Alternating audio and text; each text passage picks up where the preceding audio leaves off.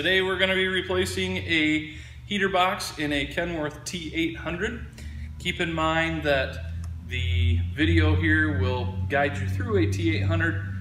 Your other model Kenworth, whether it be a W9, T6, or T660, T370, whatever it may be, will be closely similar, but not exactly the same. First, remove the four 10mm bolts from the fan cover. Remove the fan cover and unplug the blower fan.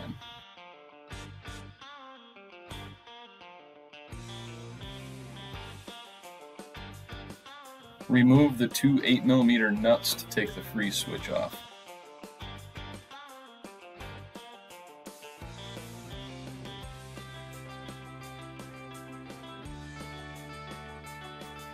Remove the three Phillips screws that hold on the recirculation door actuator motor.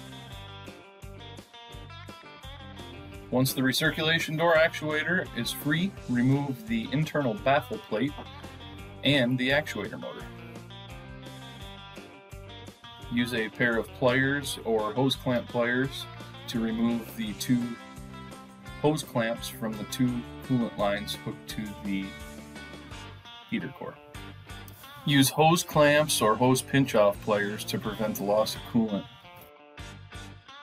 Remove the bracket that holds the mixing valve cable from underneath the heater box with a 10mm wrench. Remove the hose mounting clip and all other attached parts from the heater box.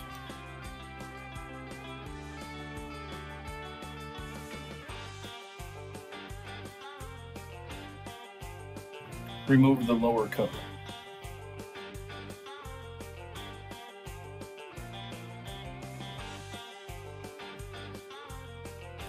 Remove evaporator core and heater core.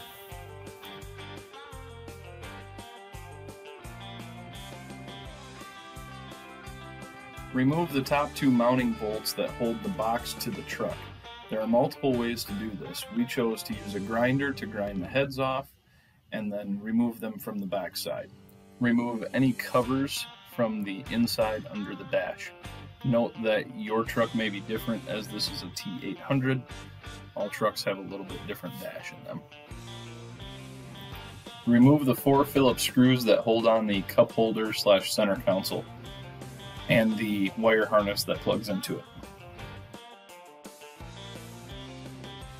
After removing the wire harness from the cigarette lighter accessible under the cup holder, the center console will slide out.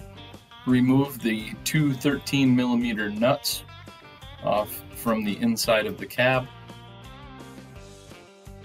So we're going to go ahead and unbolt the rest of the box now.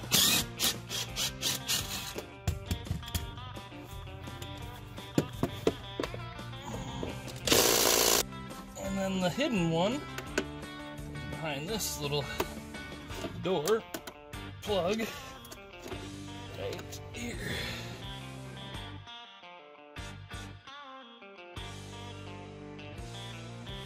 Remove the two bolts from your air intake shroud, the fresh air intake shroud, and remove your box.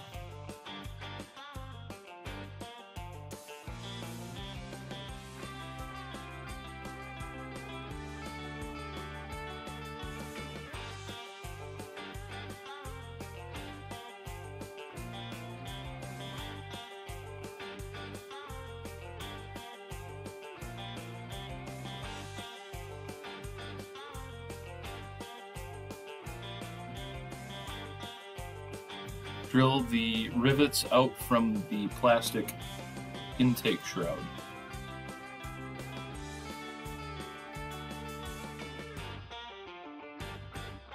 We're going to go ahead and put this plastic piece, we're reusing this one off the old box.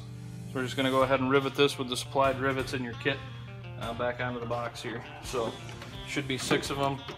What I usually do is kind of snug one up, and then we'll come back and finish it off later on here. So we'll just go on to the next one here. If you leave them kind of loose, then it's easier to get them all lined up before you go ahead and pop rivet all of them on.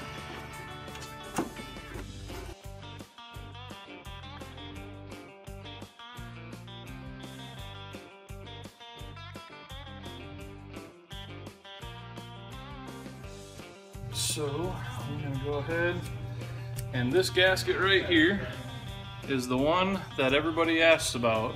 And this one, we're gonna go ahead and peel the plastic off the back, and it goes around that bolt and that bolt, and it just sticks right here, and that'll get held on once that plastic piece bolts in place. Install the new heater box by lining up the 2 center bolts with the holes on the firewall. Inside of the cab, tighten down the 2 nuts supplied in your kit, as well as the 1 bolt on the bottom of the box.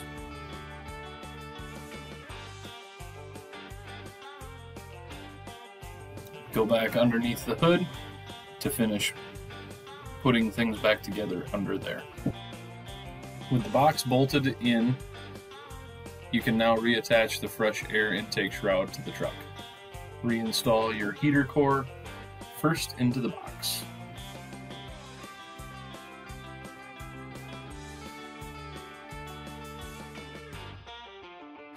Reinstall your evaporator core right up against the heater core.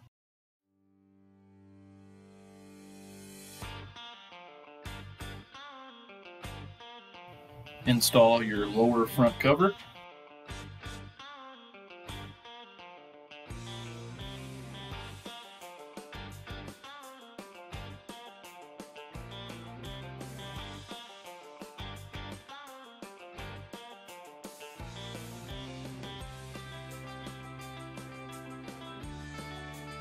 Install the internal baffle plate.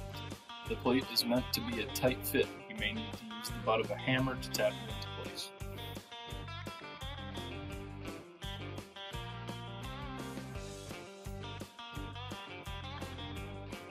When you install your internal baffle plate, make sure the tabs of the baffle plate are locked in on both sides to the pins that come out of the box. Push the capillary tube through the rubber grommet in the internal baffle plate all the way down to the red piece of tape and reattach your wire. Reinstall your blower motor onto the baffle plate with the 3 8mm bolts and hook up the wiring. Install the fan cover.